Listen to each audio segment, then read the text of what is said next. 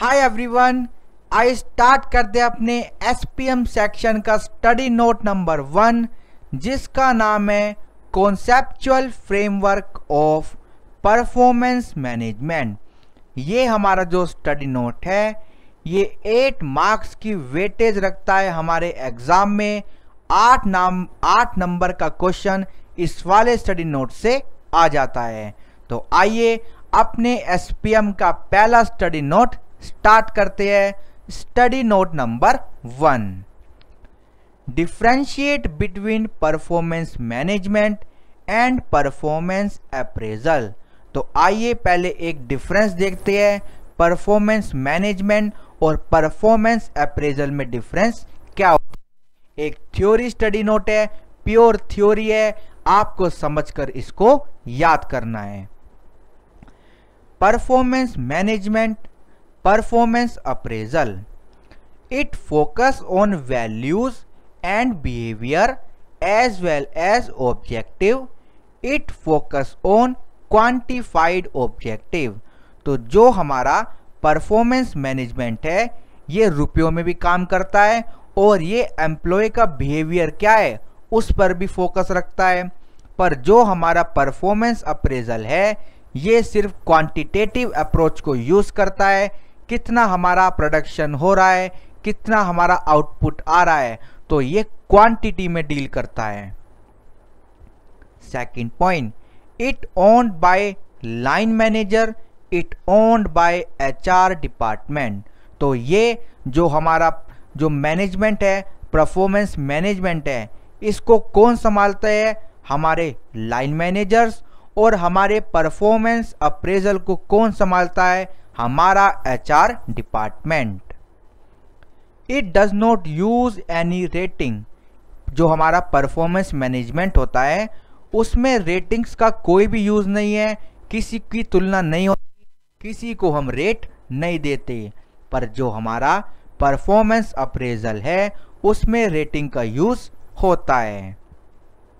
Fourth, it is flexible process, it is fixed process.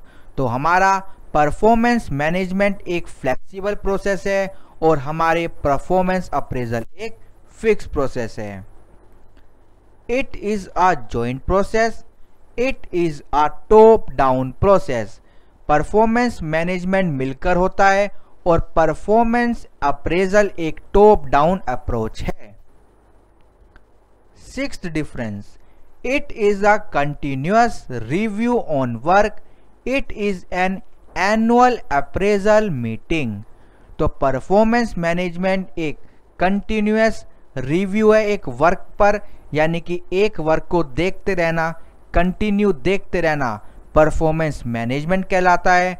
और performance appraisal सालाना एक meeting होती है और उसमें सारी बातचीत होती है। Seventh difference, it involves less paper work, it involves complex paper work. तो परफॉर्मेंस मैनेजमेंट में पेपर का काम कम होता है, यानी कि डॉक्यूमेंटेशन कम होती है। वेदर जो हमारा परफॉर्मेंस अप्रेजल होता है इसमें हमारा पेपर वर्क ज़्यादा होता है। तो ये था हमारा difference between performance management and performance appraisal.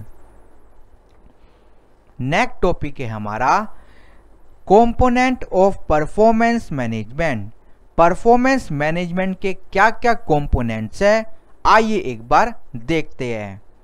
इसमें पहला आता है performance planning. Performance planning is the process of deciding the targets and key performance areas for a year. Performance planning में हम क्या करते हैं? पूरे साल के टारगेट्स और किन किन एरियाज में हमको परफॉर्म करना है उसको क्या करते हैं? डिसाइड करते हैं। Second point, performance appraisal and reviewing. इसमें क्या होता है?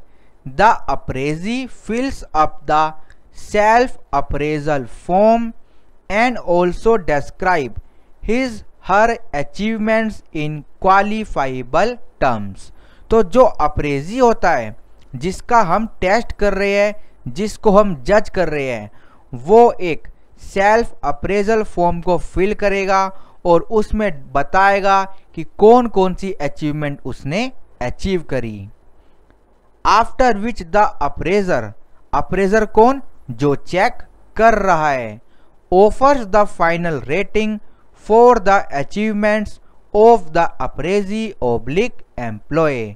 तो जिसने उस एम्प्लॉय को जज करा, परफॉर्मेंस को चेक करा, वे क्या करेंगे, रेटिंग देंगे किसको, जो भी अचीवमेंट उस अप्रेजी ने, उस एम्प्लॉय ने अचीव करी। Third point, feedback on the performance. This is the stage in which the employee acquire feedback.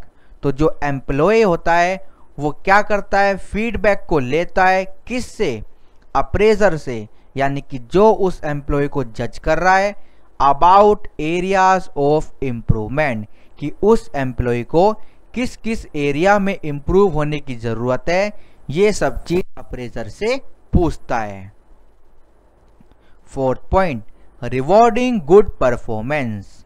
During this stage an employee is publicly recognized for good performance and being rewarded, it will result in to bring motivation. फिर क्या करते हैं हम, जो हमारा employ है, जो हमारा अप्रेजी है, उनको पब्लिक के सामने रिकॉग्नाइज करते हैं और उनको पैसा देते हैं, इंसेंटिव देते हैं, बोनस देते हैं, जिससे उनके अंदर मोटिवेशन आए। Last component, performance improvement plans. In this stage fresh set of goals are established for an employee or appraisee for the new appraisal cycle and new deadline is provided for accomplishing such goals। इसमें क्या होता है, जो हमारे नए set of goals है, fresh set of goals है, उनकी स्थापना होती है एक एम्प्लॉय के लिए कि अब आने वाले सालों में उस एम्प्लॉय को कौन कौन से गोल्स को अचीव करना है, और हम उनको न्यू डेडलाइन या न्यू गाइडलाइन बताते हैं, तरीका बताते हैं, इंस्ट्रक्शन देते हैं कि आपको कैसे कैसे काम करना है to achieve a good performance. तो ये थे हमारे सारे कंपोनेंट किसके, परफॉर्मेंस मैनेजमेंट के। एक बिल्कुल थ्योरी चैप्टर है, 8 मार्क्स में आता है, तो आप इसको अच्छे से समझिए और इसको याद कीजिए। फाइनेंशियल परफॉर्मेंस एनालिसिस अगला हमारा टॉपिक आता है। It is the process of identifying the financial strengths and weakness of the firm and short term and long term growth prospects. तो फाइनेंशियल परफॉर्मेंस एनालिसिस में हम क्या करते हैं, एक फर्म की स्ट्रेंथ और एक फर्म की वीकनेस या फिर शॉर्ट टर्म और लॉन्ग टर्म ग्रोथ के बारे में स्टडी करते हैं, तो उसको बोलते हैं फाइनेंशियल परफॉर्मेंस एनालिसिस।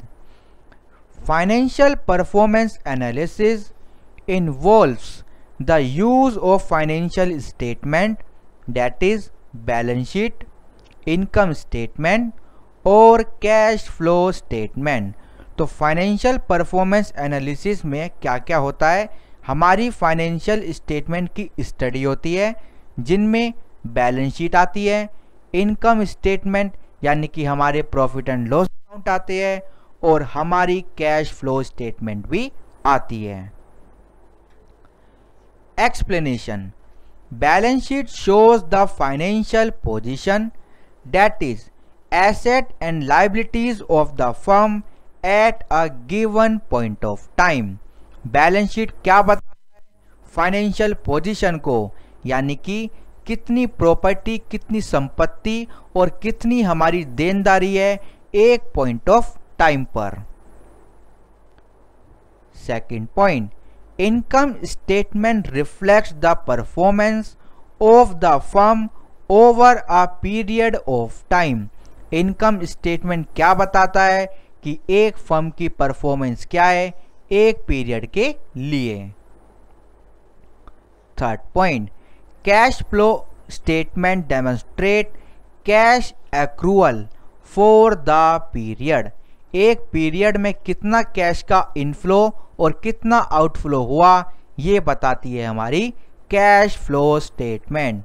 सर ये क्या बता रहे हो, ये सारी चीज़ें तो हमें पता है, पर फिर भी इन पर क्वेश्चन एग्जाम में आते हैं।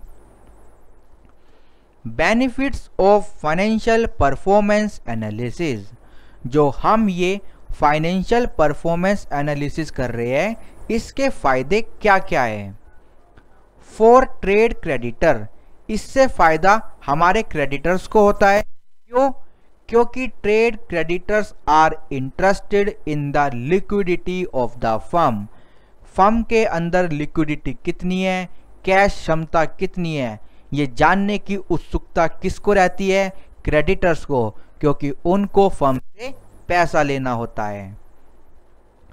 फॉर बॉन्ड होल्डर, क्योंकि bond holder are interested in the cash flow ability of the firm, bond holder को डिविडेंड मिलता है या फिर इनकम मिलती है, तो इसलिए वे उत्सुक रहते हैं कि फर्म की कैश फ्लो एबिलिटी क्या है, क्या फर्म कैश को देती है यानी कि कैश आउटले करती है या फिर नहीं करती है।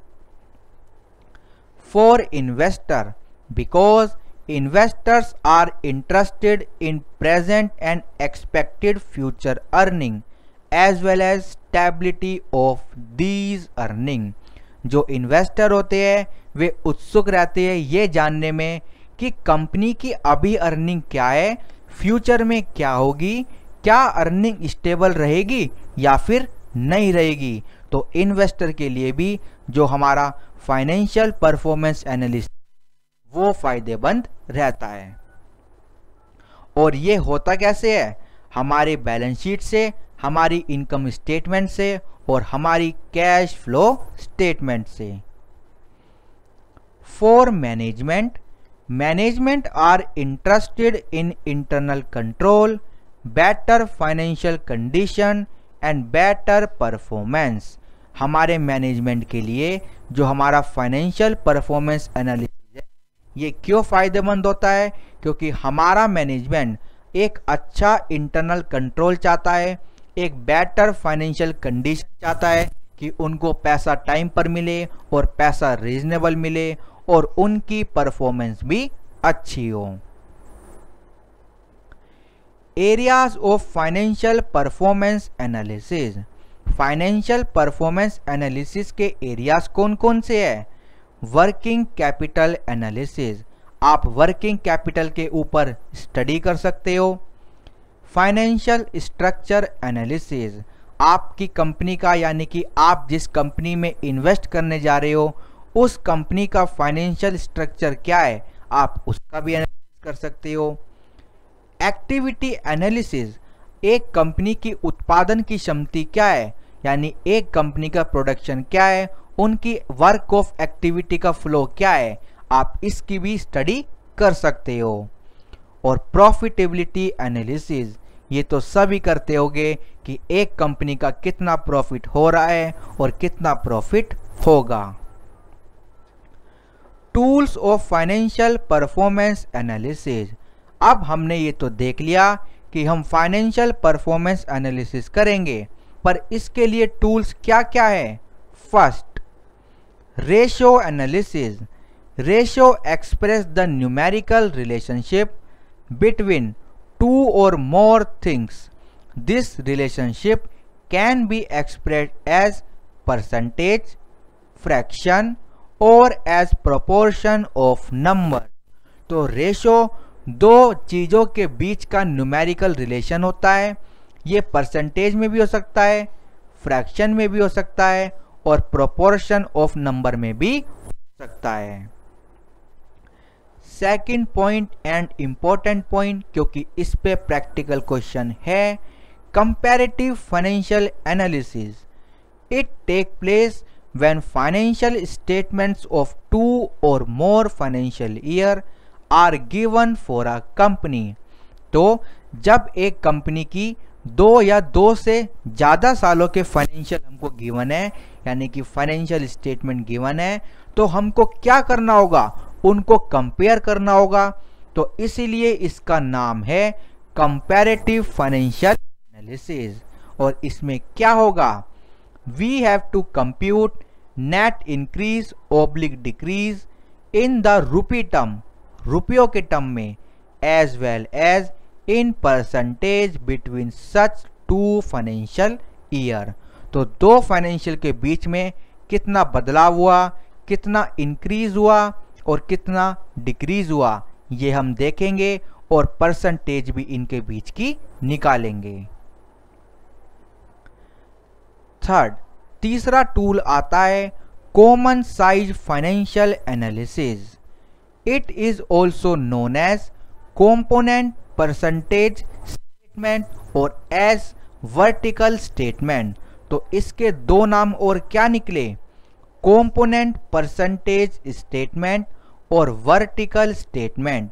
अगर क्वेश्चन आ जाए, क्योंकि इस पर भी प्रैक्टिकल क्वेश्चन आता है, अगर क्वेश्चन आ जाए और क्वेश्चन में बोले कि वर्टिकल स्टेटमेंट बनाओ या कंपोनेंट परसेंटेज स्टेटमेंट बनाओ, तो आपको कॉमन साइज फाइनेंशियल एनालिसिस करना है। In this analysis percentage is calculated on the basis of net sale in the case of common size financial statement। आप common size financial statement बना रहे हो तो आपको सारी परसेंटेज नेट सेल के बेसिस पे निकालनी है, चाहे एसेट हो, चाहे लाइबिलिटी हो, चाहे प्रॉफिट हो, चाहे एक्सपेंस हो, सबको आपको नेट सेल के ऊपर रखकर परसेंटेज निकालनी है। And on the basis of total asset oblique liability in case of common size balance sheet. अगर आप कॉमन साइज बैलेंस शीट बना रहे हो तो आपको सारी परसेंटेज टोटल एसेट या फिर टोटल लाइबिलिटी पे निकालनी है, क्योंकि दोनों का सम तो क्या आएगा, इक्वली आएगा। फोर्थ है हमारा trend analysis. It indicates changes in an item or a group of item over a period and helps to draw the conclusion regarding the changes in data। तो नाम से पता चल रहा है, तो जो ट्रेंड चला आ रहा था उसको अगर आप एनालाइज करते हो तो वो कहता है ट्रेंड एनालिसिस। इसमें हमको क्या करना है, in this analysis the percentage shall be calculated on the basis of base year. इस पर भी क्वेश्चन आता है। अगर आपको क्वेश्चन में पूछा गया कि एक का यानी एक कंपनी का ट्रेंड एनालिसिस करिए, तो आप सारी परसेंटेज बेस ईयर पे निकाल दोगे। तो यहाँ पे हमने 3 टॉपिक इंपॉर्टेंट पढ़े जिन पर प्रैक्टिकल क्वेश्चन आता है। First, comparative financial analysis, second common size financial analysis and third trend analysis. तो इन तीनों टॉपिक पर प्रैक्टिकल क्वेश्चन आता है और आ सकता है और आया भी है।